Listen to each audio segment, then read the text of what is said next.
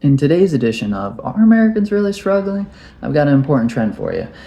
Besides the headlines of CNBC articles teaching you how to turn a Lowe's shed into a family home, it's pretty clear that the headline macro big numbers that economists, investors, policymakers use are not capturing the actual underlying experience for the average American.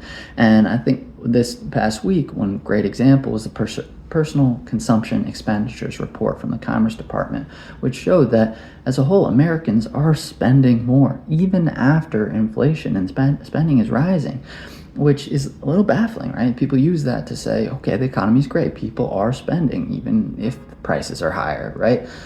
But two other things I would say from that report or draw attention to is one, corporate profits are at record high, and yet that's grain of salt because it is always going, absolute numbers are always going to keep hitting record highs. It's kind of like credit card numbers. Like it's about relative value and because prices just keep inflating.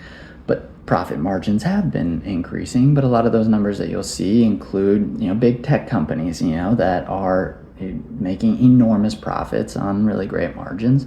But there are also, consumer brand companies that I've highlighted that are taking advantage of having dominant market share and being able to raise their prices even while their costs are decreasing, and it's not because of innovation on toilet paper or shampoo. It's just because they're raising prices. So that's a lot of it, but one key thing that I'd highlight from the report is the personal savings rate, which is how much are people putting aside into savings after they spend and pay taxes.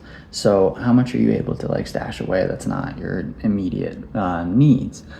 And that rate last month was only 3.6%, which is less than half of what it was averaging in the 10 years prior to 2020, and only a third of what it was in the decade 90s, 80s, 70s beforehand. So people are just not able to save as much because spending and taxes are a much higher component of their income.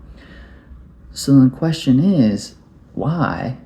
Some people might say that's people being less responsible, but I think it's more that the value you're getting, not just that the prices are increasing, but the value and quality that you're getting for the dollars that you're spending might be decreasing, right? That you have to buy more of something just to be able to get the same amount of value, or that you have to replace things more frequently. So there's a lot of metrics in there that are showing that the big numbers don't really tell the whole story.